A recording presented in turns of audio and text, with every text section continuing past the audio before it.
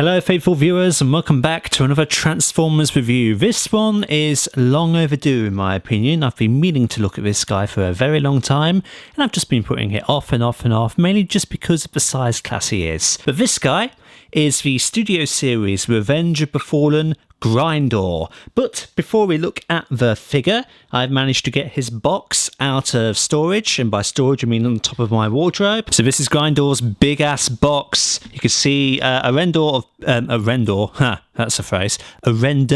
of Blackout on the front, because Grindor I don't think actually has any renders himself. It says Grindor and Ravage. He does come with a Ravage figure. We'll cover him in a bit. And yeah, that's the front, that's the side, that's the back. Fighting Optimus Prime proves to be a headache for Grindor. Comes with that backdrop, that's the other side. You can see a little Ravage on there, and that's the box. I need to retrieve that box. So Grindor here in his vehicle mode is actually an MH53 Pavelo, and really that's just because he's a straight up redeco of the Blackout figure, and Blackout turned into that helicopter. If he were accurate, Grindor would actually turn into a CH-53E Super Stallion. I like this very lot. He's a very, very good representation of the vehicle, very accurate to how it would look. This primary colour that he rocks here is kind of like this bluish light grey, and looks good. Looks very good. He's spotting lots of details all over him. You can see on the cockpit area here, you've got this darker grey going on. You can kind of see the crest of his head peeking through the windows there. Number 53 is a nice Decepticon logo right on the front. Some yellow that borders the doors of the cockpit area. A little bit of red on this antennae bit here. Well, it's not an antennae, is it? It's like a fuel pump. That's for how they refuel. Go through that a bit. Some nice kind of not rivets but kind of like a mesh thing here. This is actually textured, feels very good. Just trying to remain in focus. Continuing along the side, you've got another 53, you've got Marines and a symbol there. If we tilt him over, you can see a similar thing just here, and some rust detail as well, which is a nice touch. If we come to the back of the tail, it says danger, keep away, with an arrow pointing toward the cockpit area. Some nice detail on the back rotor blades as well. That looks to be a minicom port, and I don't know if it actually functions as such. And then it's kind of just the same thing on the other side here. Just nice detailing, nice sculpt work all over the shot. A very, very good vehicle mode. He does have some tabbing issues, even though it's not particularly horrendous, but I did experience a bit of difficulty trying to get him back into his vehicle mode ready for this review. But it is because I just didn't have one of the internal bits aligned properly, and thus some of this just didn't tab together. Like this bit, for example, usually it tabs together beautifully, as you see here, but on this occasion it was a little bit difficult. So if you do ever find when you're transforming him into vehicle mode, some things just aren't aligning here and along the sides, it may be because you've got the I don't know if it's the EMP thing, but it's the big, like, carriagey bit he has over his head. It might just be because you don't have that flat enough. Now, as for Ravage, if we flip Grindor over and have a look here, that's where I've got Ravage stored, right underneath, which is where Scorponok would be for Blackout, I do believe. And it is kind of a throwback to the first movie mold, which we did cover in World's review, of where their little component, be it Scorponok or like a little gun thing, would be stored just under this section. So Ravage just plugs in, and you can just detach him like that. So there he is. He's a tiny little thing, and he's nicely sculpted and nicely painted for what he is. He has a nice silver head, which isn't quite accurate to how he looked in the film, but he's got a gleaming red eye there and some more silver going along his rib cage. Nice detail along the collar as well, and on the tail. In terms of articulation for him, there's nothing of a head, but all of his limbs are on ball joints, so they can go 360 like that. You've got some nice guns on top of there. You can rip his all of his paws off if you like, and sort of recreate his death at the hands of Bumblebee, but not quite the same way as it was in the film. But that's Ravage, really. There's not a great deal to cover with him. He's just a nice little accessory. A bit odd that he comes with Grindor, but it's just nice to have him nonetheless. Right, let's get down to transformation, shall we? This is going to be quite interesting to try and film. The last leader class figure I reviewed was Nightwatch Optimus Prime, and that was a while ago in my old setup. So wish me luck, folks, as I try and show you this reasonably straightforward but also quite messy transformation. So with all great Grindors and Blackouts, the first thing that we want to be doing is folding these rotor blades back. So it's just a case of finding which way they go. That wants to go that way. Okay, there's the split. So split them all like that. Next, I'm going to come to the back and I'm going to take this and just disconnect it like that. I'm just going to fold it like that and we're going to discard it. It's not exactly parts forming, but we will be reattaching it later. And then really we just want to be breaking this apart systematically. So come here and let's unclip them like that and bring them forward until we just clip back into place. And then take these, get your nails in, split that there, and just fold it all the way back. And then likewise here, do it like that, and then kind of rotate it inwards and then fold it out. Just like so, and that exposes kind of like the EMP, for lack of a better term, kind of carriage thing that he's got over his head. Then we want to just start untapping the sides. If you start at the back, then everything else should just follow suit. Just like that. And then just separate as much as you can and get everything flared out as far as you can. And then you can have a little better look as to what it is that you're doing exactly. Right. Let's start with all this backpack bit, because the sooner we get this folded and out of the way, the cleaner everything will be. So take the tail, or the end of the tail, just fold that up and into place, and then do the same here. It's just remembering which way it wants to go. That's always going to get in the way, so you just got to bear with it. That's not meant to happen. That was slightly scary, but I think I've got it worked out. So move this bit down like that and then disconnect it there as well. And then I believe what we want to be doing, I tell you, it's a bit messy, this bit.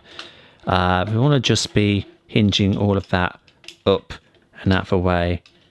Something like that. We'll re-review this little bit later on just to see if it's correct or not, but just folding it up and streamlining it. That kind of tab is reminiscent of Skids and Mudflap from Avenger Befallen, and it's a bit of a scary deal, and it's not the greatest thing to attempt to do.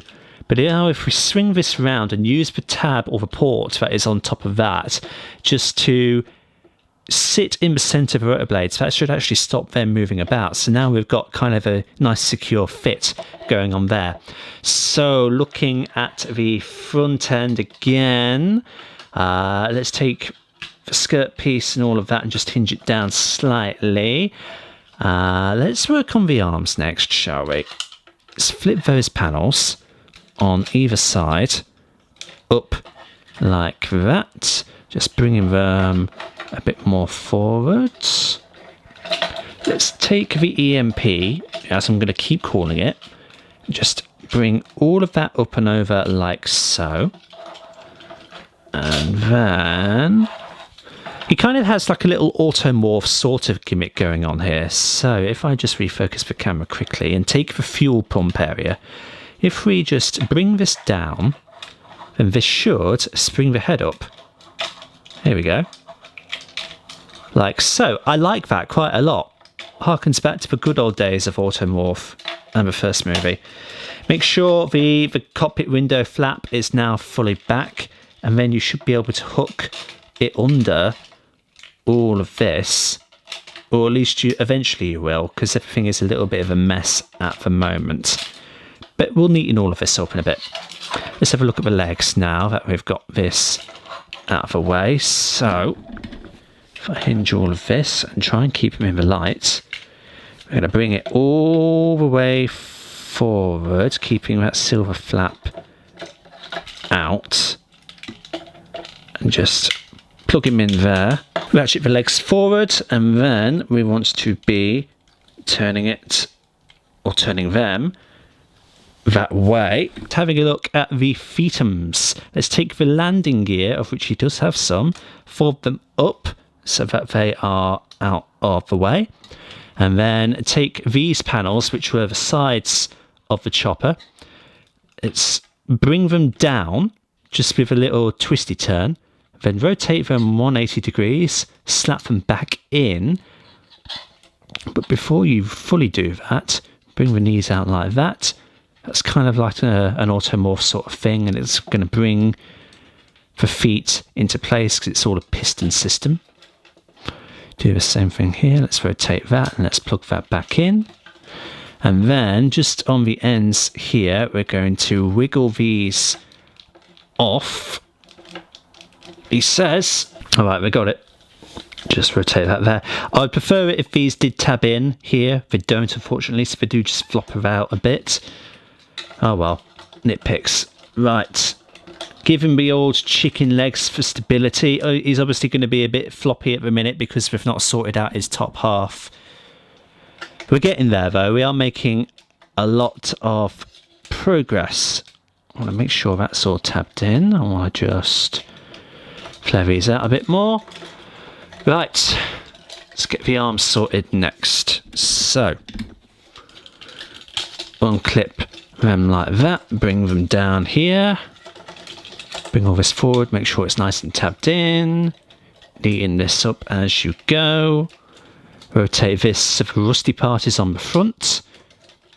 Then come to the side here, we're going to rotate out the hands, make sure the fuel pump is down, rotate the hands, which is something that you can do with Grindor. This was a big thing, and a big reason why the Grindor figure is slightly better than the Blackout figure, because you've got rotatable wrists. This transformation is very hard to describe step for step. It's just a load of separating and seeing what flows naturally into where. Because of the advanced engineering of Studio Series, it's difficult to talk through cohesively. So a lot of this, I'm afraid, folks, is you're just going to have to try and watch and figure out what I'm doing. Right, keep that out. I had that round the wrong way. Okay, I want to be flipping that there, tidying that up like that. Oh, they do tab together. There we go. Keeping that compressed.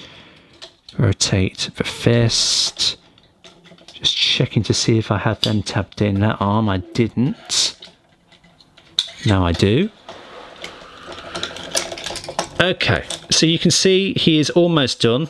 We've just got to assess this backpack and just make sure that it is as neat and tidy as it could possibly be. Just compress it in. There's kind of a trench forming there, which all of this can just slot nice and neatly into. Return to his weapon, and his personal preference as to what arm you want to put it on. It is compatible with both arms. I think I like to go with the left arm, despite him in the film displaying it on his right. And there we go. After a kind of messy transformation, that is Grindor in robot mode. But I do use messy in, you know, air quotes, just because the level of complexity with modern figures is quite astounding. But what you've got as an end result is a formidable looking leader class figure. This guy is stunning. He is beautiful. He is so movie accurate. It is astonishing how far we have come with displays of Blackouts and Grindors in toy form. Just look at his silhouette. Look how brilliant that looks. Absolutely phenomenal. If we try and zoom in on that beautifully sculpted and painted head, look at the stunning silver that is on there. Look at the gleaming red eyes. That is a master craftsmanship. Absolutely beautiful. You can see the rusted kind of generator thing up above his head. He just retains such exquisite detail all over. You've got kind of a flap over the crotch there that is now exposed with some silver paint. All of the rust comes to the forefront as well. Maybe he's rusty because like an original idea for him possibly was that he was a revived Blackout. So this is all rust from the Laurentian Abyss. But ultimately it just serves as another way to differentiate this Grindor figure from a Blackout figure that preceded it. I know in the World review we did briefly touch upon the backpack and everything. I do think that this does a remarkably good job with, you know, dealing with it all. It is quite compact for what it is. It's not all hanging out there ugly like, so well done. At least there is like a trench inbuilt of the body for it all to nicely slot into. He does have very good stability for how arguably top heavy he is. The feet benefit from being big and from having like the fuselage of the chopper underneath them, so he is very stable, and the chicken leg proportion also does help him with that as well. In terms of articulation, let's have a go. So Grindor's head can rotate that way about that much, and he can rotate that way about that much. Feels like it's sort of on a ball joint. He can lift his head up that far, and he can look down that far. So head is a little bit limited, but it is to be expected with all of this gaff around him. In terms of the arms, you've actually got like a butterfly joint going on here, so they can, the shoulders at least, can move inward like that. That's really nice. In terms of the upper arm, they can move up that far and back only about that far. At the elbow, there is a nice 90-degree bend there. He has 360 degrees of rotation due to a mushroom peg in the upper arm, and of course this guy has the wrist articulation, so on a mushroom peg he can go 360 degrees, I want to say. Oh, not quite, because of a tab right there that hinders it. So 3/4 of a ray rotation, and then there is some thumb articulation there and some finger articulation as well. No waist articulation, unfortunately. In terms of a spread, he does have a beautiful spread. I'm only going to do it on one leg, but there are some nice clicky ratchet joints in there as well. In terms of a forward kick, if we move the fuel pump out of the way and we lift the skirt piece up slightly, then he has a decent forward kick. There is upper leg rotation there, 360 degrees. In terms of the knee, obviously he's got this chicken leg thing going on, so all of these double joints here, but you can kind of bend his knee like that if you want. He does have some ankle pivot, so that's quite cool. I don't know what you're really going to be doing in terms of dynamic poses for this guy, just considering his stature and everything, but in terms of just articulation joints, he actually is packing. So yeah, that's very good indeed. For a size comparison, here is Grindor up against Revenge of the Fallen World. This is a comparison that we did make in World's review, and you know, it's just World is representative of the original versions of Grindor and Blackout that existed. You can see that there isn't a lot of difference in terms of scale, albeit with this being a leader class figure but a modern leader, and this being an all-star Voyager. But we've covered this topic endlessly. It's now based on parts count and pricing and all of that, rather than really height. So yeah, that's how they look together. Grindor is obviously amazing compared to Whirl. It's just impressive the way that designs have evolved over the years. Here's Grindor next to the Studio Series Optimus Prime. Yeah, that's a very good scale. Obviously, Prime is actually smaller than Grindor in the film. Grindor is one of the biggest Decepticons in the Michael Bay series, so that's a very good look that they have together. Here he is next to Studio Series Megatron. Megatron is a very similar size. I mean, this is a Voyager class figure. In terms of where their heads are, they are basically the same size. Just Grindor does win in the overall height contest just because of like the EMP generator and all of that.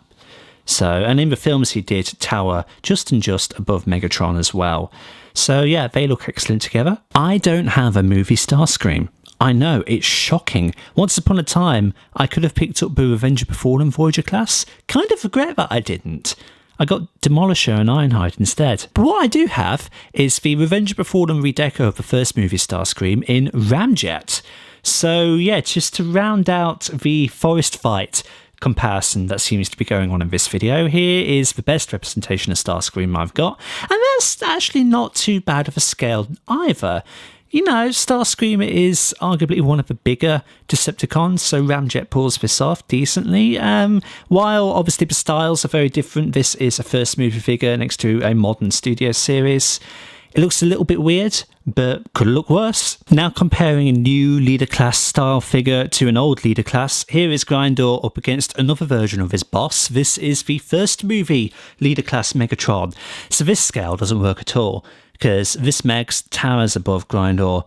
But, you know, it just, again, just shows the change in leader class over the years. But this Megs does have lights and sound, so maybe that necessitates him being bigger. Our second to last comparison here is Grindor with Revenge of the Fallen leader class Optimus Prime. Again, just this scale doesn't work at all. It's interesting though, because these two are stunning figures, and they are both near 1-for-1 accurate to how they look in the film. This Grindor looks perfect, this Optimus looks perfect. Just scale wise, obviously it doesn't work, but these are both S-class figures. Here's good old Mysterio up against Grindor. Before we wrap up, one last little thing we'll cover, which I don't usually do, is the backdrop that comes in all Studio Series boxes. So Grindor's here is of the forest fight, because that's the only scene he really appears in the film. Looks decent. I mean, I don't ever display any of my figures with these things, but it is nice that they do come with something at least. So there we go, that is our look at the Studio Series Leader Class Revenge of the Fallen Grindor. I absolutely do adore this thing. It is just wonderful in basically every conceivable way. Yeah, the transformation is a little bit messy. It's just a load of exploding parts, and it is sort of difficult to understand how you do convert him, but he's actually relatively easy to understand when you get in the groove of it, and he becomes quite cool to, you know, transform back and forth. Coupled with the fact that he looks stunningly movie accurate, he is sculpted beautifully, he has wonderful paint applications all over him. This is a must-get figure for any Transformers collector. I absolutely have no qualms with recommending Grindor whatsoever, and I still say get Grindor over Blackout because, number one, he has the better paint scheme all over him, and number two, the articulation in the wrists. Blackout can't do it, Grindor can. So for that reason, if any alone, Grindor is the better figure. Absolutely get him if you can. A well-deserved piece of my collection. Thank you everybody so much for stopping by and checking out this video. Like and subscribe if you haven't already, and share it around to help out the channel. And until the next time, see you all later.